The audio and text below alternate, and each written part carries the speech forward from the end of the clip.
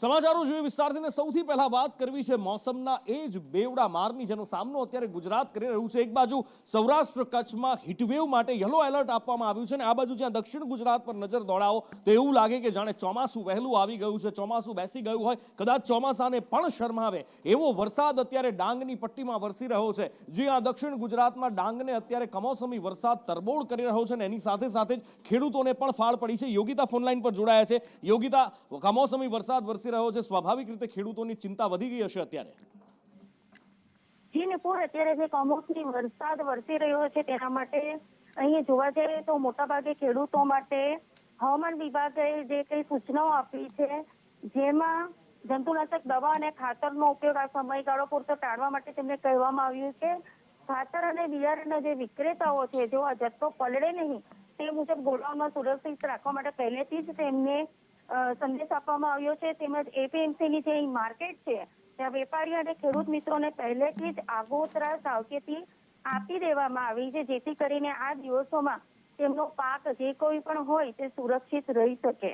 અને હાલ જે તમે જોઈ રહ્યા છો જે ધોધમાર વરસાદ છે તે ડાંગ જિલ્લાના પૂર્વ પટ્ટી વિસ્તારમાં ચિંચલી અને કરંજવેડી ગામનો જે વિસ્તાર છે ત્યાં ધોધમાર વરસાદ વરસી રહ્યો છે હાલ તો, અને વાતાવરણમાં ઠંડક પ્રસરી છે। બિલકુલ, વાતાવરણમાં તો ઠંડક પ્રસરી છે પણ ખેડૂતોના કાળજે ચિંતા છે કારણ કે આ જે વરસાદ છે આ ખેડૂતોને બરબાદ કરનારો કમોસમી વરસાદ છે, માવઠું છે। અને આ બે દ્રશ્યો, એક બાજુ ભયંકર ગરમી, કાળજાળ ગરમી છે, બીજી બાજુ વરસાદ છે અને જ્યાં કાળજાળ ગરમી પડી રહી છે એ કાળજાળ ગરમીના કારણે જ આગના બનાવો પણ વધી રહ્યા છે અને આવું જ કંઈક નવસારીમાં પણ જોવા મળ્યું। નવસારી અને ડાંગ આમ તો દક્ષિણ ગુજરાતનો જ પટ્ટો છે પણ બે બિલકુલ વિરોધાભાસી પરિસ્થિતિઓ છે। વેસમામાં ફેરડિલ પેપરના ગોડાઉનમાં ભીષણ આગ લાગી અને આગ ઉપર કાબુ મેળવતા ફાયર બ્રિગેડને નાકે દમ આવી ગયો હતો કારણ કે કાગળો અંદર ભરેલા હતા, કાગળનો જથ્થો હતો અને એમાં આગ લાગી હતી। આગે વિકરાળ સ્વરૂપ ધારણ કર્યું હતું, ધુમાડાના ગોટે ગોટા દૂરથી દેખાઈ શકતા હતા, ભયંકર તાપમાન પહોંચી ગયું હતું ત્યાં સુધી કે શેડ ઓગળવા લાગ્યા હતા, મશીનરી ઓગળી ગઈ હતી અને આખરે મહા મહેનત પછી આગ ઉપર કાબુ મેળવવામાં આવ્યો છે। આસપાસ આગનો બનાવ બનેલો હતો ને બારડોલી ફાયર બ્રિગેડને કોલ મળતા તાત્કાલિક ઘટના સ્થળે પહોંચી આગ ઓલવવાની કામગીરી હાલમાં ચાલુ છે। 50% આગ કંટ્રોલમાં છે ને હાલ ઘટના સ્થળે 6 જેટલી ફાયર બ્રિગેડની ગાડી ઘટના સ્થળે કામ કરી રહી છે। પીપીએલ પલસાણાની બે ગાડી છે, એસએમસીની 2 ગાડી છે, નવસારીની 1 ગાડી છે, તે એ રીતે 6 ગાડી ઘટના સ્થળે છે। નવસારી અને સુરત વચ્ચે આવેલા હાઈવે સ્થિત ફેરડિલ ઇન્ડસ્ટ્રીયલ પાર્કમાં આવેલી પેપર કંપનીમાં ભયાનક આગ ભભૂકી ઉઠી હતી। વાત કરવામાં આવે તો ડીસાની અંદર જે ફટાકડાના ગોડાઉનમાં અગ્નિકાંડ થયો હતો ત્યારે જ હવે દક્ષિણ ગુજરાતની અંદર આ એક મોટી આગની ઘટના સામે આવી છે જ્યાં પેપર પ્રોડક્શન કંપની જે છે હાઈટેક નામની આ કંપની છે જ્યાં પેપરના રોલ મંગાવવામાં આવતા હતા અને ત્યારબાદ જે ફાઇનલ કટિંગ કરેલું જે ફિનિશ પેપર છે એ અહીંયા તૈયાર કરવામાં આવતું હતું। આ કંપનીની અંદર કોઈક અગમ્ય કારણોસર આગ ભભૂકી ઉઠી હતી। દ્રશ્યોમાં આપ જોઈ રહ્યા છો તે પ્રમાણે આગ હજી પણ જે છે એ યથાવત પરિસ્થિતિમાં કહી શકાય। 6 ફાયર ટેન્ડરો અહીંયા પહોંચ્યા હતા, સતત આગ ઉપર કાબુ મેળવવાના પ્રયાસો કરવામાં આવ્યા હતા। ત્યારે હાલ જે પરિસ્થિતિ છે તેને જોતા કહી શકાય કે આગ ઉપર 80% જેટલો કાબુ આવી ચૂક્યો છે અને હજી પણ યથાવત પરિસ્થિતિ જે છે તેને કાબૂમાં લેવાના પ્રયાસો કરવામાં આવી રહ્યા છે। રાજન રાજપૂત, સંદેશ ન્યૂઝ, નવસારી। ડીસામાં ફટાકડા બનાવતી ગેરકાયદેસર ફેક્ટરીમાં બ્લાસ્ટ થયો, 21 લોકોના મોત થયા, કેટલાયના હજી તો મૃતદેહ નથી મળ્યા, મૃતદેહના ચીથડા થઈ ગયા હતા પણ એ પછી હવે શું થઈ રહ્યું છે એ સવાલ સૌથી મોટો છે। 18 લોકોના મૃતદેહ મધ્યપ્રદેશ તંત્રને સન્માન સાથે સોંપવામાં તો આવ્યા છે પણ એ પરિવારનો આક્રંદ, હૈયાફાટ રુદન જોઈ ન શકાય, સાંભળી ન શકાય, હૃદય સોંસરો નીકળી જાય એવું છે। મંત્રીઓ પહોંચી ચૂક્યા છે। આ બધા વચ્ચે પોલીસે પંચનામું કર્યું છે પણ એ પંચનામાથી મીડિયાને દૂર રાખવાનો પ્રયત્ન કર્યો છે। મુખ્યમંત્રીએ તપાસના આદેશ આપી દીધા છે, આરોપીઓની ધરપકડ કરી નાખી છે, એ ખૂબચંદ અને એના દીકરાની ધરપકડ કરી છે પણ સવાલો ઘણા બધા થઈ રહ્યા છે। સવાલ એ થાય છે કે આખરે જો લાયસન્સ નહોતું, ગોડાઉનના લાયસન્સ પર ફેક્ટરી કેવી રીતે ધમધમતી હતી? ફેક્ટરી ધમધમતી હતી, ફેક્ટરીમાં અત્યારે પણ ફટાકડા બનતા હતા કે કેમ એ બોલવા માટે તંત્ર તૈયાર નથી ને આ બધા વચ્ચે ઋષિકેશ પટેલે કહ્યું કે 3-4 વર્ષ પહેલા મંજૂરી હતી પણ હવે કોઈ મંજૂરી નહોતી। શું કહી રહ્યા છે ઋષિકેશભાઈ, હવે એ જુઓ। સીટની રચના કર્યા પછી જે તે જવાબદાર અધિકારીઓ હતા એ જવાબદાર અધિકારીઓ સામે અથવા તો જે તે વ્યક્તિ ખાનગી વ્યક્તિઓ તરફ આપણે કેસ પણ દાખલ કર્યા છે અને એ બાબતે કોર્ટનું પ્રોસિડિંગ પણ ચાલ્યું છે. કેટલાક હજુ પણ જેલમાં જ છે, એ જેલમાંથી છૂટ્યા નથી. એને મંજૂરી આપવામાં જ નહોતી આવી. 31/12/2024ના રોજ સ્ટોરેજ કરવાની અને મંજૂરી માગી હતી. પહેલાં 3 કે 4 વર્ષ 21થી 24 સુધીમાં 31/12/24 સુધી એની પાસે સ્ટોરેજની મંજૂરી હતી.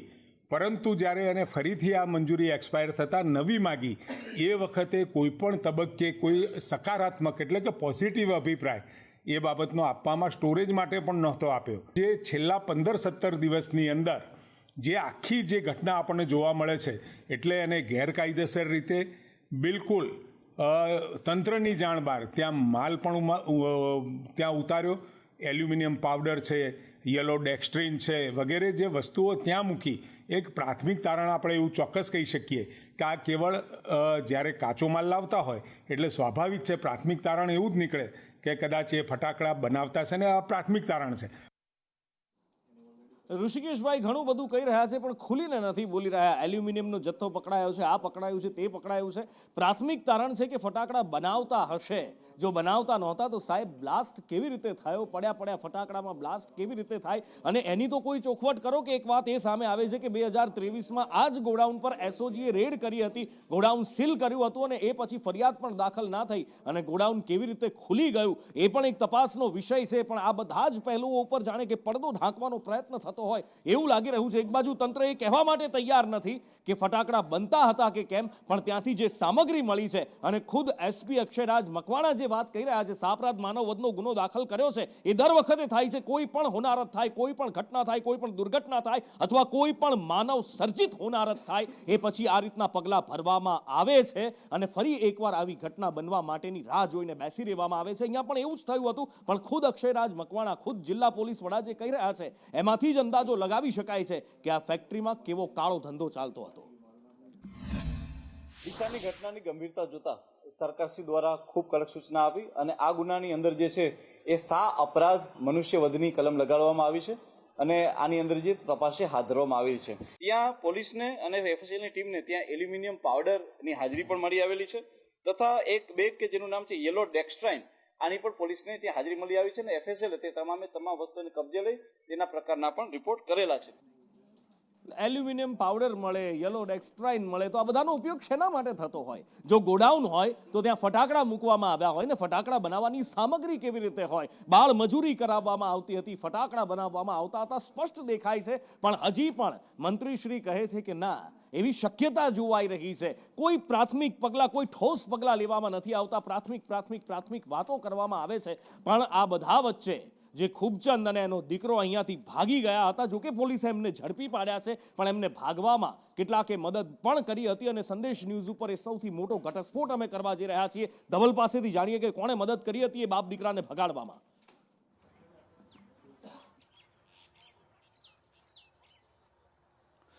નુપુર, ચોક્કસથી જે પ્રકારે ગઈકાલની આ ઘટના છે, ડીસામાં ફટાકડા બનાવતી એક ફેક્ટરી જે ઇનલીગલી ચાલતી હતી ને, આ ફેક્ટરીમાં જે વિસ્ફોટ થયો અને 21 લોકો, જે 21 જીવો છે તે જીવતા હોમાયા છે. મહત્વની વાત છે કે આ ઘટનાને જે અંજામ અપાયો ને તે બાદ આ ફેક્ટરીના માલિક દીપક અને તેનો પિતા છે, તે પિતા બંને ફરાર થઈ ગયા હતા.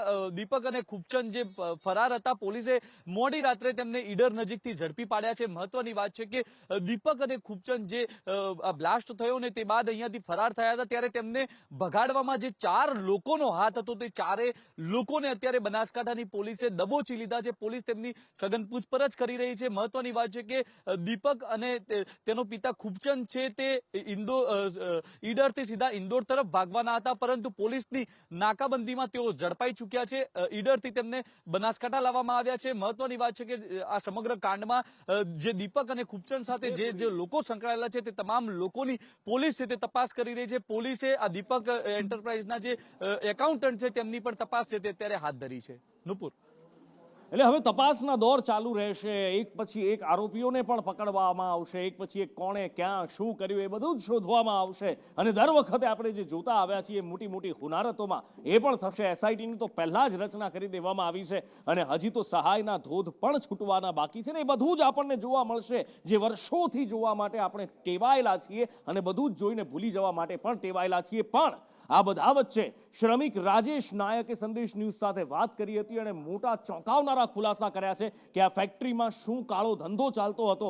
સૂતળી બોમ્બ બનાવવાની વાત એણે કરી છે કે આ ફેક્ટરીમાં સૂતળી બોમ્બ બનાવવામાં આવતા હતા. મધ્યપ્રદેશમાં જે મળતા સૂતળી બોમ્બ 1000 સૂતળી બોમ્બ બનાવવાના 500 રૂપિયા અહીંયા નક્કી થયા હતા અને સૌથી વધારે કેટલાક નવા શ્રમિકો પણ આવ્યા હતા અને બાળમજૂરી પણ કરાવવામાં આવતી હોવાનો એણે ઘટસ્ફોટ કર્યો છે. ડીસામાં ફટાકડાની ફેક્ટરીમાં થયેલા અગ્નિકાંડમાં 21 લોકો જીવતા હોમાયા છે, પરંતુ આ તમામ લોકોની વચ્ચે કેટલાક લોકો અત્યારે જીવિત બચ્યા છે. તે તેમના તેમાંનો એક રાજેશ કરીને છે. हम होली के पहले आए थे, 16-17 दिन किया, फिर घर चले गए थे. 11 तारीख को हम चले गए थे, फिर अभी रविवार को आए थे, तो सोमवार को हमने काम स्टार्ट किया और मंगलवार को ये विस्फोट हो गया. तो आप जब काम ये ब्लास्ट हुआ तब आप कहाँ थे? मैं पानी पीने गया था रूम के पास फ्रीजर पे. कितना दूर है रूम मेरा ये जो कार खड़ी थी ना अभी, मतलब इतना दूर तो होएगा करीबन पे, क्योंकि वो जो टीन आपने देखा होगा फैक्ट्री में देखा होगा, वो जो बीच में जो गैप है वो इतना तो है. तो आपको फिर पता चला ब्लास्ट हुआ तब आपने कुछ देखा था वहाँ पे? ब्लास्ट हुआ तो कुछ नहीं दिखा धुएं के अलावा. और ये मेरा एक भाई था छोटा वाला, वो जो आपके साथ में भी था, वो मेरे पीछे आ गया था, इसलिए वो भी बच गया. वो भी फिर भी गिर गया था. अगर मैं उसको नहीं उठाता तो उसकी भी कोई उम्मीद नहीं थी. क्या यहाँ पे ये गोडाउन में होता क्या था? फटाकड़े के गोडाउन था ऐसा सुनने को मिला है. होता क्या था तो यहाँ? पटाखे बनते थे. बनते थे मतलब गोडाउन नहीं था, फैक्ट्री थी. फैक्ट्री थी, गोडाउन भी था और फैक्ट्री भी थी. कौन से फटाकड़े हैं? ये सुतली बम. ओनली फॉर सुतली बम का काम होता था. आपको वो जो वेतन देते थे कैसे देते थे? आपको कितने रुपये और कैसे देते थे? हमको 500 रुपये 1000 रुपये देते थे. कैसे? 1000 बम बनाएंगे 500 रुपये मिलते थे. मतलब 1 रुपये का 2 बम बनाना पड़ता था उस हिसाब से. तो जितने बना सको अपन 1000, 2000, 2500, 3000. कौन लेके आया था? ये हमारे एमपी से 2 ठेकेदार लेके आए थे हमको. एमपी से? हाँ. वो कहाँ है? दोनों डेट हो गया वो भी. आपके साथ यहाँ पे कौन कौन आया? किसे? नहीं, हमारे मतलब 24 लोग आए थे टोटल, हम ठेकेदार सहित मिला के. तो अभी हम 4 जिंदा हैं, 18 हमको डेड बॉडी मिली है, 2 अभी मिसिंग है. ये बच्ची किसकी? ये मेरी बुआ की बच्ची है. की बुआ? डेड हो गया. उनका डेथ हो गया. हाँ, पापा का, इसके पापा का, इसकी बहन, इसकी मम्मी, सब डेथ हो गया. सिर्फ कितने साल की? 3 साल की. मांग ये है, देखो हमारे तो जो हरदा जिले की जो डेड बॉडी है वो तो हमने रोक ली है. बाकी जो सिंदलपुर की जो डेड बॉडी है, पूरी फैमिली यहाँ बैठी है, तो डेड बॉडी कौन लेके गया उनकी?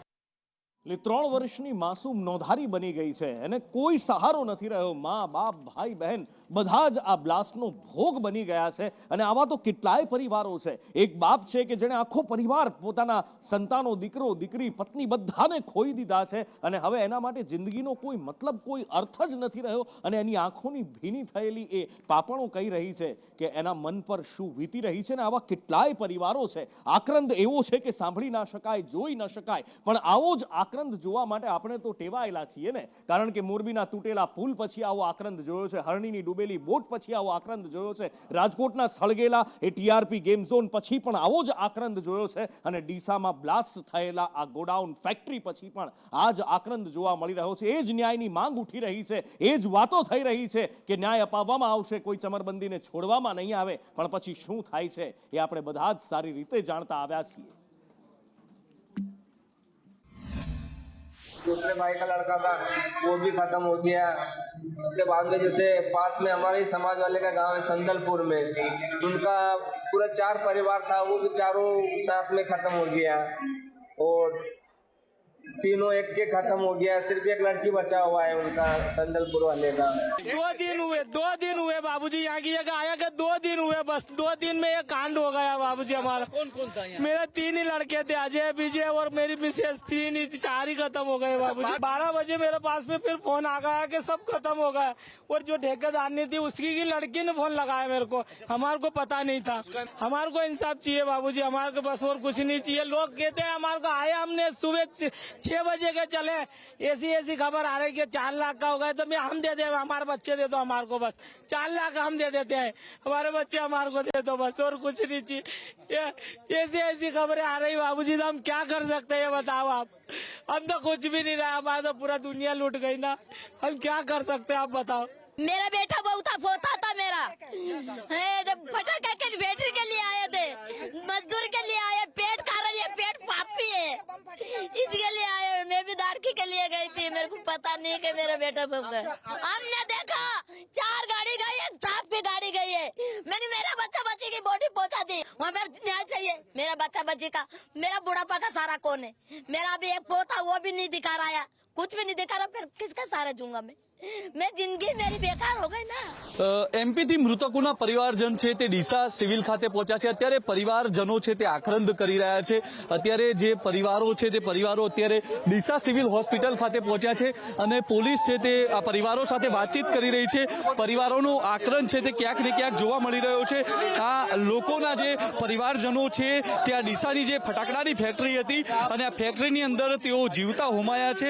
મધ્યપ્રદેશની પોલીસ અને બનાસકાંઠાની પોલીસ છે ત્યાં પરિવારોને સમજાવવાનો પ્રયાસ કરી રહી છે। જે પ્રકારે આપ દ્રશ્યોમાં જોઈ રહ્યા છો, પરિવારોનો આક્રંદ, પોતાના સ્વજનો ગુમાવ્યા છે અને તેમનો જે આક્રંદ છે તે અહીંયા જોવા મળી રહ્યો છે। પરિવારજનોની માંગ છે કે તેમને ન્યાય મળવો જોઈએ। અત્યારે આ પરિવારો છે તે ડીસા સિવિલ ખાતે પહોંચ્યા છે અને તેમનો આક્રંદ જોઈ શકાય છે। તેમના અને આ ફેક્ટરીમાં નાના નાના બાળકો પણ એમને મૃત્યુ થયા છે, નાના નાના બાળકોનો પણ ભોગ લેવાયો છે અને એની પાછળનું કારણ એ છે કે અહીંયા બાળ મજૂરી કરાવવામાં આવતી હતી। એક પણ નિયમ એવો નથી કે જેના ધજાગરા ન ઉડ્યા હોય, એક પણ નીતિ નિયમ એવો નથી કે જેની અનદેખી કરવામાં આવી હોય। જો ફેક્ટરી પાસે લાયસન્સ નહોતું, જો આ ગોડાઉન માટે જ લાયસન્સ નહોતું, તો એસડીએમએ સીલ કેમ ન કર્યું એ પણ એક સૌથી મોટો સવાલ છે। હવે કાર્યવાહી કરવાનો શું મતલબ છે કે જ્યાં બાળ મજૂરો પણ કામ કરતા હતા, કોઈ લાયસન્સ નહીં, કોઈ પરવાનગી નહીં, છતાં પણ કોઈ રોકટોક વગર આ બધું ધમધમી રહ્યું હતું।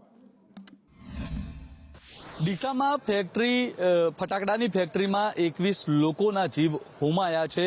હવે એક બાદ એક આ ફેક્ટરીને લઈને ખુલાસા થઈ રહ્યા છે। ત્યારે એક 15 વર્ષીય બાળક છે, તેની સાથે વાત કરીશું। તું કબ આયા था यहाँ पे? हम अगली बार आए थे, 17 दिन काम करा हमने। होली के मतलब 2-3 दिन पहले हम चले गए 11 तारीख को, तो मेरे पापा का देहांत हो गया था, तो उनका गुलाल था इसके लिए। अब हम आए थे संडे के दिन, हमने 2 दिन काम किया। मंगलवार के दिन कंपनी फट चुकी थी, तो जिससे हम 2 भाई पानी पीने आए थे, तो जिससे हम बच गए। एक लड़की भी है छोटी सी 3 साल की, वो गेट पे खड़ी थी, जैसी कंपनी फटी वो बाहर फेंका गई पूरी, उसको भी बहुत जख्मी है वो भी। अभी वो उसकी मम्मी पापा के बिगड़ रहते नहीं है बच्चे, इसके लिए वो भी सब को पता। जब भी हम काम करते हैं हमारी शटर लगा के रखता सेट, लेकिन फिर भी हम खोल देते हैं हमारी शटर को, क्योंकि कभी भी कोई कांड हो जाए तो छोटे से गेट था, उसमें से कितनी भी जनता निकलती। यहाँ पे जब तू काम पे आया था, तेरा सेट तुझे मिला था? वो हमारा सेट जहाँ पे हमको मिला था, रोज आता था वो कंपनी में। क्या नाम था उसका? उसका दीपक नाम था। वो रोज कंपनी में आता? रोज कंपनी में आता था। ये जब ये हिस्सा हुआ तब वो दीपक वहाँ पे था कि नहीं? मेरे को जब ये हादसा हुआ मैंने उसको सब दूर देखा था, लेकिन वो दिखा नहीं मेरे को। दीपक फेडा के फैक्ट्री वाला भैया, वो मेरे को दिखा नहीं। लेकिन ये सब खबर आ रही है कि वो भाग रहे थे 2 बाप बेटे, तो उनको पकड़ लिया गया। नहीं, वो तू 10 बजे जब घटना हुई उसके पहले तो तू था ना वहीं पे? था, मैं 11 बजे तक था। तो उसके पहले जब ये हिस्सा हुआ उसके पहले वहाँ पे था वो? नहीं, वहाँ पे तो मैंने नहीं देखा उसको। और तुझे उम्र का कुछ उसने बोला नहीं था? नहीं, उसने वो रोज आता था हमको देखने, लेकिन वो हमसे छोटे छोटे बच्चे भी थे, इतने बड़े भी, उसको भी मना नहीं करा उसने किसी को भी। અને આવા તો કંઈ કેટલાય ગેરકાયદેસર કારખાનાઓ હશે, કેટલાય ગેરકાયદેસર ગોડાઉનો હશે જે આ જ રીતે ધમધમતા હશે, અને આ જ ધમધમતા ગોડાઉનો ઉપર કોઈની જાણે નજર નથી એ વાત પણ ખોટી નથી। અમદાવાદમાં જ્યારે સંદેશ ન્યૂઝે અહેવાલ પ્રસારિત કર્યો એ પછી અમદાવાદમાં પોલીસ દોડતી થઈ હતી। અસલાલીમાં ફટાકડાઓની અઢળક દુકાનો છે, ત્યાં તપાસ હાથ ધરી હતી। ડીસાની ફટાકડાની ફેક્ટરીમાં થયેલા બ્લાસ્ટ બાદ અમદાવાદ ગ્રામ્ય વિસ્તારમાં આવેલા જે ફટાકડાના ઉત્પાદન સ્થળો તથા જે ગોડાઉનો છે ત્યાં ગ્રામ્ય પોલીસે તપાસ શરૂ કરી છે। જે ફટાકડાના મોટા ગોડાઉનો કે જ્યાં મોટી માત્રામાં જથ્થો રાખવામાં આવતો હોય છે, વાંચમાં ઉત્પાદન થયા બાદ જે અલગ અલગ જગ્યાએ તેનું સ્ટોરેજ કરવામાં આવતું હોય છે, તેવા તમામ સ્થળો પર ગ્રામ્ય પોલીસની ટીમો છે તે અત્યારે તપાસ કરતી હોય તેવું નજરે ચડી રહ્યું છે। કયા કયા ધારાધોરણોની પોલીસ નજર રાખી રહી છે? અમદાવાદ ગ્રામ્ય જિલ્લામાં કુલ 75 જેટલા ફટાકડાના ઉત્પાદન, સંગ્રહ અને વેચાણના સ્થળો આવેલા છે, જેમાંથી સાણંદ ડિવિઝનમાં ટોટલ 66 લાયસન્સ ધારકો છે અને તેમાં પણ સૌથી વધારે વિવેકાનંદનગર પોલીસ સ્ટેશનમાં કુલ 48 જેટલા લાયસન્સ ધારકો છે। સમયાંતરે આમનું ચેકિંગ કરવામાં આવતું હોય છે। ગઈકાલથી ફરીથી આઈજી સર અને એસપી સરની સૂચનાથી એસઓજી, એલસીબી અને લોકલ પોલીસ દ્વારા તેનું ચેકિંગ હાથ ધરાયેલું છે। અગાઉ 2024ના વર્ષમાં પણ વારંવાર આમનું સરપ્રાઇઝ ચેકિંગ હાથ ધરવામાં આવતું હોય છે અને ત્યારે 2024ના વર્ષમાં વિવેકાનંદનગરમાં 3, કણભામાં 1 અને અસલાલી પોલીસ સ્ટેશનમાં 1 એમ કુલ 5 ગુના સરકાર તરફે દાખલ કરેલા છે અને જિલ્લા પોલીસ સતર્ક રહીને તે લોકો તમામ ધારાધોરણોનું પાલન કરે તે એક બાજુ જ્યાં ડીસામાં અફરાતફરી મચેલી હતી, ત્યાં બીજી બાજુ રાજકોટમાં પણ એક કેમિકલ ફેક્ટરી ધૂ કરીને સળગી રહી હતી। કેમિકલ ફેક્ટરીમાં આગ લાગી હતી અને આસપાસના વિસ્તારોમાં અહીંયા પણ અફરાતફરી મચી હતી। અહીંયા પણ એ ડીસા જેવો જ મંજર હતો। રૂડાની કોઈ મંજૂરી નહોતી, કોઈ જ પરમિશન નહીં અને આ ફેક્ટરી ખડકી દેવામાં આવી હતી। ના જીપીસીબીની એનઓસી લેવામાં આવી હતી, ના એનજીટીની કોઈ એનઓસી, અને એમ નમ આ ફેક્ટરી ખડકી દેવામાં આવી હતી। આ ફેક્ટરી ધમધમી રહી હતી અને એની ઉપર જાણે કોઈની મીઠી નજર હોય એમ કોઈ કાર્યવાહી પણ કરવામાં નહોતી આવી। 2007માં અમારી પાસેથી એ લોકો લેઆઉટ મંજૂર કરાવી ગયેલા હતા। ત્યારબાદની કોઈ પણ પ્રકારની ડોક્યુમેન્ટ્સ કે કોઈ પણ પ્રકારની રૂડાની અંદર કોઈ કાગળ કે કોઈ પણ પ્રકારના ડોક્યુમેન્ટ રજૂ થયા, હા, એ મંજૂરી જ લીધેલી નથી એટલે સંપૂર્ણપણે ગેરકાયદેસર છે। એમની પણ એક યુનિટને અમે લિસ્ટ બનાવીને હવે ચેકિંગની કામગીરી હાથ ધરશું અને એમની પાસે વધારાનું બાંધકામ છે કે કેમ, એમની પાસે બીજા એનઓસી લીધેલા છે કે નહીં, ઘણી બધા એવા યુનિટો છે કે જે રૂડામાં ભળેલો, જે વિસ્તાર રૂડામાં ભળેલો એ પહેલાંના યુનિટો હશે અને ત્યાં મંજૂરી મળેલી હશે, તો એમની પણ અમે વિગતવાર ચકાસણી કરી અને કાયદેસરની કરી। ત્યારે તો એમને ઇમિડિયેટલી એમને નોટિસ આપવામાં આવે છે કે અનધિકૃત કોઈ પણ પ્રકારની મંજૂરી વગરની કામગીરી કરેલી છે એટલે તાત્કાલિક નોટિસ આપીને આ કાયદેસરની કાર્યવાહી થશે। અને રાજકોટમાં આ ફેક્ટરી પાસે કોઈ પરમિશન ના હોય એમાં કોઈ નવાઈ જેવી વાત જ નથી, કારણ કે રાજકોટમાં તો તંત્ર પાસે પણ મંજૂરી નથી। જી હા, રૂડાના બિલ્ડિંગની અંદર જ બધું જ લોલમ લોલ ચાલે છે। માનવામાં ના આવે પણ આ વાત સાચી છે। રૂડાની ઓફિસમાં જ લોલમ લોલ છે। ફાયરના સાધનો માત્ર અહીંયા દેખાડા પૂરતા છે, બતાવવા માટે કે હા ભાઈ ફાયર સેફટીના સાધનો મૂકેલા છે, પણ તારીખ વાંચશો તો તમે સમજી જશો 2024માં આ સાધનો એક્સપાયર થઈ ગયા છે અને અહીંયા એપ્રિલ 2025 શરૂ થઈ ચૂક્યો છે। 700થી વધારે બિલ્ડિંગોને મહાનગરપાલિકા નોટિસ આપે છે, પણ રૂડાના બિલ્ડિંગમાં શું થઈ રહ્યું છે એ જોવાવાળું કોઈ નથી અને જ્યારે પૂછવામાં આવે તો ચીફ એક્ઝિક્યુટિવ ઓફિસર છે એ મોટી મોટી વાતો કરે છે, સુફિયાની વાતો કરે છે અને આંખમાં ધૂળ નાખવાના પ્રયાસ કરે છે। અમે ગયા વર્ષે જ આમ તો રિન્યૂ કરાવેલા હતા, તમે ધ્યાન દોરી લેજો, અમે ચેક કરાવી લઈએ છીએ, કારણ કે અમારે આખી જ એક ફાયરની આખી નવી સિસ્ટમ સેટ કરવા માટેની અત્યારે ટેન્ડર પ્રોસેસ પણ થઈ ગઈ છે। ટેન્ડરમાં એવું થયેલું હતું, એક ટેન્ડર થયેલું તો એમાં એક જ એજન્સી આવેલી હતી એટલે ફરી રીટેન્ડર થયું છે અને એમની હવે મંજૂરી માટે ફાઇનલ સ્ટેજ ઉપર છે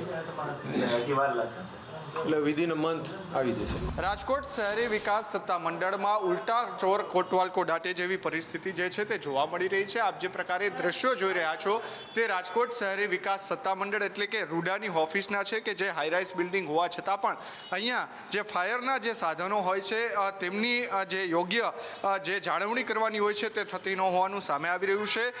2024ની અંદર આ ફાયરના જે સાધનો એટલે કે 2025-23માં પૂરા થઈ ગયો છતાં પણ આ ફાયરના સાધનો જે છે તે બદલાવવામાં નથી આવ્યા। જ્યારે જે સત્તામંડળના અધિકારીઓને આ બાબતે પૂછવામાં આવ્યું ત્યારે તેમના દ્વારા એવા ઉડાવ જવાબ દેવામાં આવ્યા કે 1 મહિનાનું ટેન્ડર પ્રક્રિયા હોય છે અને ટેન્ડર પ્રક્રિયા પૂર્ણ થશે ત્યારબાદ જ આ સાધનો જે છે તે બદલાવવામાં આવશે। સરકારી લોકસભામાં વક્ફ સંશોધન બિલ રજૂ કરી દેવામાં આવ્યું છે। કિરણ રિજિજુએ આ બિલ રજૂ કર્યું છે અને અત્યારે અનુરાગ ઠાકુર એના પર બોલી રહ્યા છે, જોઈએ શું કહી રહ્યા છે। ये कहते हैं कि पुराने कानून के तहत न्याय मिल जाएगा, सर न्याय नहीं मिलता। सर एक मिनट सर आप देखिए वक्फ की आय जो 12,000 करोड़ रुपया साल होनी चाहिए थी आज 1 करोड़ 30 लाख रुपया रह गई है। कौन खा रहा है पैसा वक्फ बोर्ड का? कांग्रेस के नेताओं के नाम आते हैं। सर यही नहीं, पश्चिम बंगाल में 1100 करोड़ रुपए का, तमिलनाडु में 2000 करोड़ रुपए का, महाराष्ट्र में हजारों करोड़ रुपए के घोटाले हुए, इन सब की सरकारों में कहे गए। मैं सारे सबूत लाया हूं, सारी रिपोर्ट्स लाया हूं।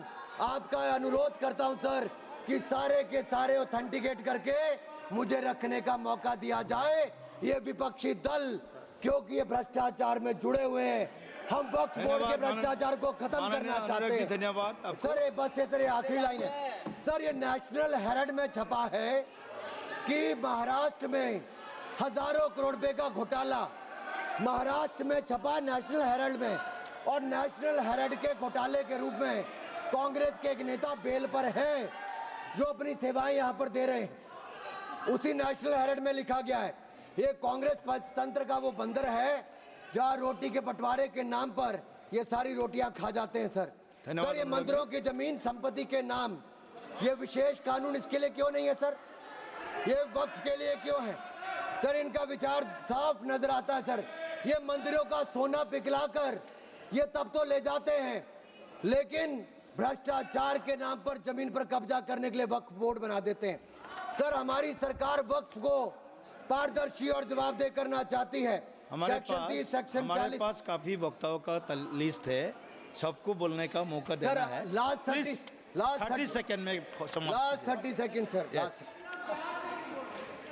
सर आपने कहा था कि कोई बीच में टोका टोकी नहीं करेगा, लेकिन इन्होंने तो एक ऐसा जमींदार खड़ा कर दिया है जो एक नहीं अनेक ऐसी हजारों करोड़ रुपए की संपत्तियां खा गए। और कर्नाटक के कुछ नेताओं के, कांग्रेस के नेताओं के नाम है सर, ले सकता हूं, जिनका रिपोर्ट में नाम आया सर, विधानसभा में रिपोर्ट आई है सर। सिटिंग विधायक है, पूर्व विधायक, पूर्व मंत्री, राज्यसभा के प्रतिपक्ष के नेता हैं। ये वक्फ की प्रॉपर्टियों पे कब्जा करने वाले, पैसा खाने वाले हैं। और यहाँ तक कि एक 5 स्टार होटल का भी सुलह कराने के लिए इन्होंने कही।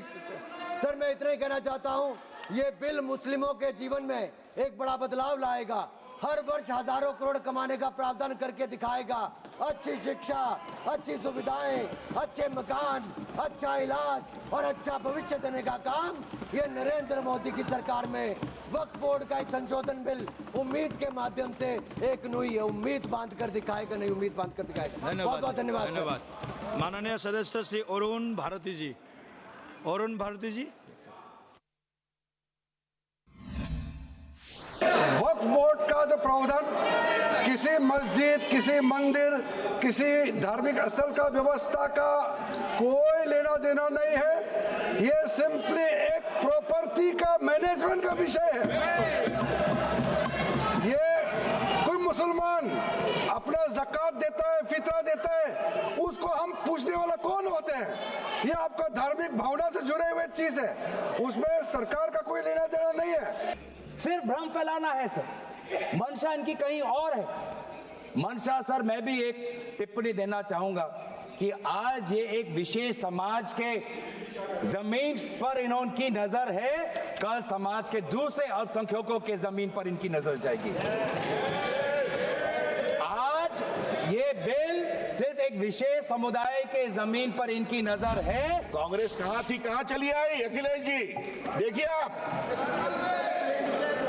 और सर एक बात और मैं आज बताना जरूरी है सदन के स्मृति के लिए, राजीव गांधी को 400 सीट मिली, शाहबानों में वो इन लोगों के सामने झुके, उसके बाद आज तक कांग्रेस को बहुमत नहीं मिला। याद करिए आप, देश की हवा कहां बह रही है, समझिए अखिलेश बाबू। तो ये वक्फ बिल जो लाया जा रहा है वो अपनी वोट बैंक को संभालने के लिए और समाज को बांट करके, ध्रुवी करके राजनीतिक लाभ लेने के लिए लाया जा रहा है। और अगर इसके लिए नहीं लाया होता तो पहले से जो जितने फैसले लिए सरकार ने, क्या उससे देश और प्रदेश में कोई बड़ा बदलाव आ गया है? अगर स्मार्ट सिटी का बात करें तो कितनी स्मार्ट सिटी बन गई है आपकी? आपके नोटबंदी की वजह से न जाने कितना रुपया कहां निकल रहा है। વધુ માહિતી સાથે દિલ્હીથી લાઈવ જોડાયા છે અજય યાદવ. અજય, જબરજસ્ત શાબ્દિક પ્રહાર વક્ફ બિલ ઉપર થઈ રહ્યા છે, સંશોધન બિલ વક્ફનું, અને એના ઉપર સત્તા પક્ષ વિપક્ષ બંને આર પાર જઈ રહ્યા છે. પણ સવાલ એ છે કે જ્યારે વોટિંગનો સમય આવે ત્યારે શું ચિત્ર દેખાઈ રહ્યું છે? वहां पर संपत्ति से आय एक साल में 42 करोड़ से ज्यादा होती है। और 3 तलाक के बाद ये चौथा ऐसा बिल है जिसपे इस तरह से संसद में हंगामा मचा हुआ है। हालांकि आज जब बहस की शुरुआत हो चुकी है तो सत्ता पक्ष और विपक्ष दोनों अपनी अपनी बात रख रहे हैं और इसके पहले जब बिल प्रोड्यूस हुआ था उससे पहले जो आर्गूमेंट था वही आर्गूमेंट यहाँ पे दिए जा रहे हैं। हालांकि सरकार की तरफ से कहा जा रहा है कि ये बिल जो है कहीं न कहीं मुसलमानों के हित में है, आम गरीबों को इससे फायदा होगा और जो दलाली है वो रुकेगी और कानून के दायरे में पूरा ये बिल आएगा। लेकिन वोटिंग की जहाँ तक बात है, निश्चित तौर पे सत्ता पक्ष को ये आभास पूरा हो चुका है क्योंकि टीडीपी से लेकर के जेडीयू से लेकर के जितनी भी पार्टियां हैं पहले थोड़ा विरोध कर रही थी, वो अब सरकार के पक्ष में है। 8 घंटे की बहस रखी गई और माना जा रहा है कि इस बहस को बढ़ाया जा सकता है, लेकिन परिणाम यही होगा कि सरकार कहीं न कहीं इस बिल को पारित कराने में कामयाब होगी और फिर उसके बाद सरकार की कोशिश होगी कि इसे राज्यसभा में भी लाया जाए, क्योंकि फिलहाल ये बहस चल रही है। जी વકફનું સુધારા બિલ કેન્દ્રના ઉપલા ગૃહમાં આજે રજૂ કરવામાં આવ્યું છે અને આ જ મુદ્દે ગુજરાત વકફ ટ્રિબ્યુનલના પૂર્વ સભ્ય અનવર હુસૈન શેખ સાથે વાત કરીશું। સર, આ બિલ આજે રજૂ થયું, બિલ રજૂ થવાથી કયા એવા મહત્ત્વના કાયદાઓ અથવા તો નોર્મ્સ છે જેમાં વધારો થશે અથવા તો સુધારો થશે? સૌથી મોટી વાત જે છે આજના બિલમાં એ પારદર્શિતાની વાત છે, એકાઉન્ટેબિલિટીની વાત છે। જે ટ્રસ્ટો કરોડો રૂપિયાની અબજો રૂપિયાની સંપત્તિ ધરાવે છે એ છતાં પણ કોઈપણ જાતના એકાઉન્ટેબલ નથી, દેશના કાયદાને એકાઉન્ટેબલ નથી, વકફના કાયદાને એકાઉન્ટેબલ નથી, કોઈપણ જાતનું ઓડિટ નથી કરાવતા। જે મિલકતો એમણે પચાવી પાડી છે, જે કબજો કરીને રાખી છે, જે ખોટી રીતે ભાડે આપીને રાખી છે, જે ખોટી રીતે વેચાણ કરી છે, વકફની અંદર વન્સ વકફ ઇઝ ઓલવેઝ વકફનો જે કાયદો જે છે કે એકવાર વકફ થયેલી મિલકત જે છે એ વેચી ન શકાય, પરંતુ આ લોકોએ વેચી ખાધી છે। જે લોકો અત્યારે વિરોધ કરી રહ્યા છે એ વિરોધ એટલા માટે કરી રહ્યા છે કે જે લોકો ભૂતકાળની અંદર એમને કૌભાંડો આચર્યા છે, આજે પણ જે લોકોના સ્થાપિત હિતો જે છે, જે મુસ્લિમ સમાજને સાચો ફાયદો અપાવવા જ નથી માંગતા એવા લોકો એનો વિરોધ કરી રહ્યા છે। એ લોકોએ પોતાના આર્થિક હિતો માટે પોતાના જ આર્થિક સ્વાર્થો એમણે સર કર્યા છે, સિદ્ધ કર્યા છે। બીજી કોઈ પણ જે વેલફેરના જે કામો છે, મુસ્લિમ સમાજના વેલફેરના કામો છે, એવા કોઈ પણ કામો નથી કર્યા। યુવાનોને ગેરમાર્ગે દોરવાની વાત છે।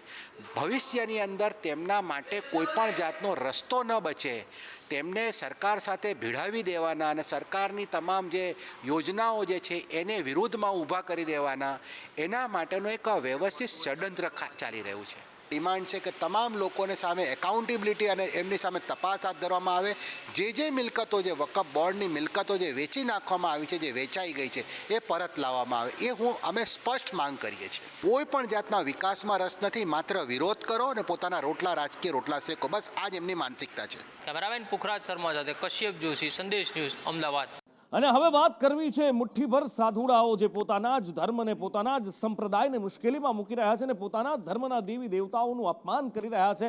સ્વામિનારાયણ ધર્મના એ કદાચ એમને સાધુ કે સ્વામી તમે ન કહી શકો એવા વ્યક્તિઓ, કારણ કે સાધુ કે સ્વામી તો એક મર્યાદામાં હોય, સમાજને માર્ગ ચિંધનાર હોય, પણ આ તો સમાજને ગુમરાહ કરનાર એવા લોકો છે કે જે પોતાના સંપ્રદાયને ઊંચો બતાવવા માટે, આખા સનાતન ધર્મને બદનામ કરવા માટે, દેવી દેવતાઓનું અપમાન કરવા માટે નીકળી પડ્યા હતા। અને આવા કઈ કેટલાય દાખલાઓ પાછલા કેટલાય સમયથી સામે આવ્યા છે। હનુમાનજીના અપમાનથી સિલસિલો શરૂ થયો, એ પછી ભગવાન શિવનું અપમાન, પાર્વતી માતાનું અપમાન, એ પછી ભગવાન દ્વારિકાધીશનું અપમાન, ગણેશ ભગવાનનું અપમાન, 33 દેવી દેવતાઓને ભગવાન સ્વામિનારાયણના દાસ બતાવવાનો પ્રયત્ન કરવામાં આવ્યો, જલારામ બાપાનું અપમાન, ચારણબાઈનું અપમાન, ક્યાંય કોઈ મર્યાદા મૂકી નહોતી। અને એ પછી વડતાલના ગાદીપતિએ ખુદ કહ્યું કે આ બધો જ સિલસિલો બંધ થવો જોઈએ। અને હવે આજે વડતાલમાં બંધ બારણે બેઠક મળી છે। કરુણેશ લાઈવ જોડાયા છે। કરુણેશ, આ બેઠક તો મળી છે, બફાટ પર ચર્ચા પણ થશે, પણ શું આ ચિત્રો, લખાણ અને આ જે મેલી મથરાવટી છે એને બદલી શકાશે ખરા? જી નુપુર, આ સમગ્ર જે બાબત છે છેલ્લા ઘણા સમયથી ચાલી રહી છે, જેને લઈને સ્વામિનારાયણ સંપ્રદાય અને સંપ્રદાયના સંતોના નામ ખૂબ જ ખરાબ થયા છે। પરંતુ આજે તેની બેઠક મળી, બંધ બારણે બેઠક મળી। જે સંતો દ્વારા આ પ્રકારના વિવાદિત નિવેદનો કરવામાં આવ્યા હતા તે તમામ સંતોને બોલાવીને તેમની સાથે બેઠક કરવામાં આવી, ચર્ચા કરવામાં આવી। પરંતુ સૌથી મોટી અને મહત્વની વાત એ છે કે આજે જે બેઠક કરી છે તે બેઠક ઘણા સમય પહેલા કરવા જોઈતી હતી, પરંતુ મોડે હવે આ સંતો જાગ્યા હોય તે પ્રકારના અહીંયા દ્રશ્યો જોવા મળી રહ્યા છે। આજે વડતાલ ખાતે જે સ્વામિનારાયણ સત્સંગ સભાના પ્રમુખ નૌતમ સ્વામી મહારાજ છે તેમના અધ્યક્ષસ્થાને આ બેઠક મળી હતી, જેમાં વડતાલ ગામના મુખ્ય કોઠારી સંત વલ્લભ સ્વામી પણ હાજર હતા. આ સિવાય અન્ય જે લોકોએ આ અનેક નિવેદનો સનાતન ધર્મ વિરુદ્ધ નિવેદનો આપ્યા છે તે સંતો પણ આમાં સામેલ હતા. કરુણેશ, નૌતમ સ્વામીની હાજરી તમે કહી અને મને એ સાળંગપુરના ભીંત ચિત્રો વાળો વિવાદ યાદ આવે છે. નૌતમ સ્વામી જે આ કહ્યું હતું એ વખતે એમણે ડંકાની ચોટ ઉપર કહું છું કે સ્વામિનારાયણ ભગવાનની હનુમાનજી સેવા કરતા હતા, એમાં કોઈ બેમત નથી, જેને જે કરવું હોય એ કરી લે. આ શબ્દો નૌતમ સ્વામીના હતા અને આ શબ્દો બોલીને સીધા અમેરિકા નીકળી ગયા હતા. તો એ નૌતમ સ્વામી હવે શું જ્ઞાન આપશે એ પણ એક સવાલ છે. જી બિલકુલ ચોક્કસ. આ સમગ્ર જે બાબત છે તેને લઈને અનેક સવાલો પણ ઉઠી રહ્યા છે, પરંતુ જ્યારે હવે સ્વામિનારાયણ સંપ્રદાયનું જ્યારે નામ સમગ્ર ચોમેર ખરાબ થઈ રહ્યું છે, ત્યારે હવે આ સંતો દ્વારા બેઠક બોલાવીને તમામ જે સંતો છે તેમને માપમાં રહેવાની અત્યારે સલાહ સૂચન આપવામાં આવી છે. આવા કોઈ પણ પ્રકારના નિવેદનથી દૂર રહેવા માટે સલાહ સૂચન આપવામાં આવી છે. અને હવે આગામી સમયમાં સૂત્રો દ્વારા એ પણ માહિતી મળી છે કે આ તમામ જે સંતો છે તેમને બોલાવીને તેમની પાસેથી એક ચોક્કસ પ્રકારનું લખાણમાં સહી લેવામાં આવશે અને આજ પછી આવું કોઈ પણ પ્રકારનું જો નિવેદન જો તેઓ આપશે તો તેનો જવાબદાર તેમને જ ઠેરવવામાં આવશે, મંદિર નહીં રહે. આ પ્રકારનું ચોક્કસ લખાણમાં તેમની સહી પણ કરાવવામાં આવશે. આગામી સમયમાં ફરી એકવાર તમામ સંતોની મીટિંગ બેઠક મળી શકે છે. નુપુર, એટલે હવે જોઈએ આ સંતોની બેઠક મીટિંગ મળે છે, આ ખરેખરમાં બેઠક મીટિંગ છે કે પછી આ પણ ઢોંગ ધતિંગ અને નાટક જ છે. કારણ કે જે નૌતમ સ્વામી આ સ્વામીઓને સમજાવવા માટે આવ્યા છે, જે એમને ભાન કરાવવા માટે આવ્યા છે, જે એમને માપમાં રહેવાનું કહે છે, એ પોતે જ બધો માપ અને લિમિટ મૂકી ચૂક્યા હતા. જ્યારે એ સાળંગપુરના ભીત ચિત્રોનો વિવાદ થયો હતો એ પોતે એ વખતે કહેતા હતા કે ભગવાન સ્વામિનારાયણની પૂજા કરવા, એમની સેવા કરવા હનુમાનજી આવ્યા હતા. એમનું on record on camera statement છે. તો એ આ સાધુઓને કેવી રીતે માપમાં રાખશે એ પણ એક સવાલ છે. અને એટલે જ સનાતન ધર્મના સાધુ સંતોમાં આક્રોશ ચરમસીમાએ છે. કબરાવના મોગલધામના બાપુ હવે એ પહેલા પણ ભૂતકાળમાં એ થોડા દિવસો પહેલા જ્યારે દ્વારકાધીશનો વિવાદ આવ્યો હતો સામે, ત્યારે જ એમણે કહ્યું હતું કે હરામનું ખાઈને બફાટ કરે છે. હવે આ સ્વામિનારાયણના સંતોથી, એમના સાધુઓના બફાટથી એટલા એ વ્યથિત થઈ ગયા છે કે ઉપવાસ પર ઉતરી ગયા છે. ધર્મનો, સનાતન ધર્મનો વિરોધ કરે ને માં એને રાક્ષસ કહે છે. શું કહે છે? રાક્ષસ. કારણ કે એને ખબર નથી. એમ સનાતન ધર્મમાં બધાને રહેવું પડે. આજ હું હોય તો ભલે, બીજા હોય તો ભલે, પણ સનાતન ધર્મને મોટી હાનિ લાગી. બીજી વાત કે અખિલ બ્રહ્માંડનો માલિક ભગવાન કૃષ્ણ, 18 વર્ણનો બાપ બધાયનો, આજે અમારી જગદંબાવી ભગવાન આ બધાને અપમાન કર્યા છે. ભગવાન કૃષ્ણ કે જેના હું તમને હવારમાં પ્રભાતિયા બોલતા હોય, એની 3 વખત આરતી થતી હોય, એના નામ માથે આજ માણસ ભોજન ગ્રહણ કરતો હોય, તો કાલે તો એમ કહી શકે ભાઈ આ બધું ખોટું છે. અને હવે વાત કરવી છે ધારાસભ્યના ખોટા સહી સિક્કાનો ઉપયોગ કરનાર એક ભેજાબાજનો. એ ભેજાબાજને જ્યારે ઝડપી પાડવામાં આવ્યો ત્યારે પોલીસ પણ ચોંકી ગઈ હતી. કારણ કે ધારાસભ્યના ખોટા સહી સિક્કાનો ઉપયોગ એણે કર્યો હતો આધાર કાર્ડ અને પાન કાર્ડ માટે, અને એ એક MBA નો વિદ્યાર્થી હોવાનું સામે આવતા સૌ કોઈ ચોંકી ગયા હતા. ઉજ્જવળ ભવિષ્ય કારકિર્દી બનાવવાની જગ્યાએ આ વ્યક્તિ ગુનાના રસ્તે આખરે કેમ ચડ્યો એ સવાલ છે. इस केस को हमने लेस देन 5 आवर्स में क्रैक किया और इसमें हमने एक आरोपी को पकड़ा है जिसका नाम पटनायक दीपक है और ये उड़ीसा का रहने वाला है और ये कोसाड आवास में रहता है. इसने उड़ीसा के संबलपुर डिस्ट्रिक्ट में ये फेक सील और सिग्नेचर्स बनाए. इसके पास more than 20 duplicate signed forms जिसमें ऑनरेबल धारासभ्य के सील और सिग्नेचर्स के फॉर्म्स मिले हैं. मोर देन 20-25 कोरे फॉर्म्स मिले हैं और MLA साहब का आधार कार्ड का ज़ेरॉक्स और उनके सिग्नेचर्स के इसके फ़ोन से उनके सिग्नेचर्स के कॉपीज़ मिले हैं. साथ में कंप्यूटर, प्रिंटर और सील स्टैम्प्स और अदर डॉक्यूमेंट्स मिले हैं. और ये भी हमें पता चला है कि ये इससे पैन कार्ड अपडेट और नए पैन कार्ड्स इशू करवाने के लिए भी डॉक्यूमेंट साइन करवाता था. तो ये एक बहुत बड़ा रैकेट है जो कि हमने इसका पर्दाफाश किया है और अब हम इस पर डिटेल्ड इन्वेस्टिगेशन करेंगे. મારા નામના સહી સિક્કા ખોટા બોગસ પુરાવો ઊભા કરીને એનો ઉપયોગ થઈ રહ્યો છે. કાપોદરના PI અસુરાજીએ એમની તપાસ કરી અને તપાસ કરતાં એક ઓરિસ્સાવાસી જે કોસાડ આવાસ યોજનામાં રહે છે એવા એક આરોપીની ધરપકડ કરી છે. એવા સમાચાર મને મળ્યા છે અને PI સાથે મેં વાત પણ કરી છે. એમની સાથે કાયદેસરની કાર્યવાહી થઈ છે અને FIR થઈ છે. કાપોદ્રા પોલીસ અને PI ને હું અભિનંદન આપું છું કે એમને માહિતી મળી અને સંપૂર્ણ રીતે એણે તપાસ કરી અને આરોપીની ધરપકડ કરી છે અને કાયદેસરની કાર્યવાહી કરી છે. એટલે આવું પૈસાની લાલચમાં લોકો કરતા હોય છે અને ખૂબ ગંભીર બાબત છે. અને પોલીસે પોતે આમાં રસ લઈ અને એમને માહિતી મળી અને એમણે કાર્યવાહી કરી, તપાસ કરી અને કાયદેસરની કાર્યવાહી કરી છે. એટલે કાપોદ્રા પોલીસના અને પીઆઈને પણ હું ખૂબ ખૂબ અભિનંદન આપું છું. 17 માર્ચથી રાજ્યમાં આરોગ્ય કર્મીઓ એમની અલગ અલગ પડતર માંગણીઓને લઈને આંદોલન ઉપર બેઠા છે. હથિયાર એમણે ઉગામ્યું છે હડતાલનું અને કહી રહ્યા છે કે અમને જે લોલીપોપ આપવામાં આવી હતી હવે એ નહીં, અમને જે સપના બતાવવામાં આવ્યા હતા, જે બાંયધરીઓ આપવામાં આવી હતી એ પૂરી કરવામાં આવે. સામે સરકાર આ આંદોલન કચડવાના સંપૂર્ણ મૂડમાં હોય એવું દેખાઈ રહ્યું છે, કારણ કે જે પોલીસનું અતિક્રમણ ને બધું જ આપણે જોઈ ચૂક્યા છીએ. આ બધા વચ્ચે હવે ગેનીબેનનું નિવેદન આવ્યું છે. ગેનીબેને કહ્યું છે કે જ્યારે સરકારને સ્વાર્થ હતો ત્યારે આ જ કર્મચારીઓ સાથે મીટિંગો કરતા હતા અને આજે એમને હળધૂત કરે છે. આ તમામ કર્મચારીઓને ભારતીય જનતા પાર્ટીને વોટ અપાવવા માટે કરીને મિટિંગો કરતા હતા. એ ટાઈમે એમને સારું લાગતું હતું અને આજે કર્મચારીઓ એ જ કર્મચારીઓ એમની વ્યાજબી માગણીઓ સરકાર પાસે માગે છે ત્યારે એમને છૂટા કરીને ધમકી આપવા માટેના પ્રયત્નો કરે છે.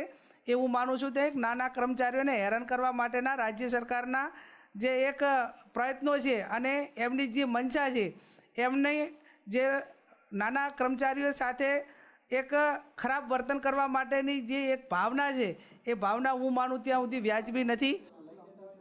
કોંગ્રેસના વરિષ્ઠ નેતા અને પૂર્વ મંત્રી ગિરિજા વ્યાસ અત્યારે હોસ્પિટલમાં દાખલ છે. એમની તબિયત અત્યારે ખૂબ નાજુક હોવાનું કહેવાઈ રહ્યું છે અને એ જે હોસ્પિટલમાં દાખલ થવાનું કારણ એ છે કે જ્યારે પૂજા પાઠ કરી રહ્યા હતા ત્યારે દીવાને સાડીનો પાલવ અડી ગયો અને સાડીએ આગ પકડી લીધી હતી. એવું પણ કહેવાઈ રહ્યું છે કે 90% એમનું શરીર બંધ થઈ ગયું છે અને એમને બચાવવા માટે અત્યારે પ્રાર્થનાઓના દોર ચાલુ છે. બીજી બાજુ ડોક્ટરો સંપૂર્ણ મહેનત કરી રહ્યા છે. मैडम रोजाना पूजा करने बैठती हैं, माला वाला फेर के अपने सारी पाठ वाट करके खड़ी होके आरती ले रही होगी. नीचे दीपक जल रहा था, चुन्नी थी गले में, ये बंसी यहाँ अकेला था. मैं फार्म हाउस में गया था, वहाँ से आए जितने तो ये हादसा हो गया. मैं भाग के आया, जब तक बच्चे लेके उनको हॉस्पिटल गए. આ બાજુ ડાકોરમાં વિવાદ થઈ ગયો મોન્જીનીઝ બેકરીમાં, કારણ કે કેટલાક લોકો બેકરીમાં અહીંયા સરસ મજાનો સ્વાદ માણવા, જીભનો ચટાકો માણવા ગયા હતા, પણ એમને ક્યાં ખબર હતી કે અહીંયા જે જીભનો ચટાકો માણવા માટે તે જાય છે એમને અરેરાટી આપી જશે. કારણ કે હોટડોગ મંગાવ્યો, હોટડોગનો ઓર્ડર તો આપ્યો, પણ એ મેલ્ટ ચીઝની અંદર કીડા ખદબદતા દેખાયા અને લોકોનો રોષ ફાટી નીકળ્યો. માત્ર હોટડોગમાં જ નહીં, બીજી કેટલીય પ્રોડક્ટ્સમાં કીડા હોવાનો દાવો કરવામાં આવ્યો છે. મોંગીડીસમાં આવ્યો હતો, હોટડોગ લેવા પફ લીધા. પફ એકદમ વાસી હતા. મેં જે હોટડોગ લીધો એમાંથી કીડીઓ નીકળી. હોટડોગ કીડીઓ છે, એમની જે પ્રોડક્ટ છે બીજી એમાં બી કીડીઓ છે. મેં એમને એવું કીધું કે કીડીઓ છે, તો એમને એવું કીધું ભાઈ ઉપરથી કીડીઓ આવેલી છે. કંઈ નહીં, આમાં કંઈક બીજા નાના કોઈ છોકરા ખાય, ફૂડ પોઈઝન થઈ જાય, જવાબદારી કોની? રાજ્યમાં વાતાવરણના બે રંગ દેખાઈ રહ્યા છે. એક રંગ છે ગરમીનો અને બીજો રંગ છે માવઠાનો. ડાંગમાં એક તરફ ભરપૂર વરસાદ વરસી રહ્યો છે, એવું લાગે કે જાણે ચોમાસું આવી ગયું છે. એવો કમોસમી વરસાદ વરસ્યો છે ડાંગની પૂર્વ પટ્ટીમાં અને બીજી બાજુમાં સૌરાષ્ટ્ર અથવા તો અલગ અલગ સૌરાષ્ટ્ર અને કચ્છ કાઠિયાવાડના એ જિલ્લાઓની અંદર હીટવેવનું એલર્ટ આપવામાં આવ્યું છે. આ બાજુ અમદાવાદ ને એ બાજુના શહેરોની અંદર પણ ગરમીનો અનુભવ થઈ રહ્યો છે, તાપ આકરો અનુભવાઈ રહ્યો છે. गुजरात रीजन की ईस्टर्न डिस्ट्रिक्ट और साउथर्न जो डिस्ट्रिक्ट है इसमें थंडरस्टॉर्म एंड लाइट रेन का संभावना है.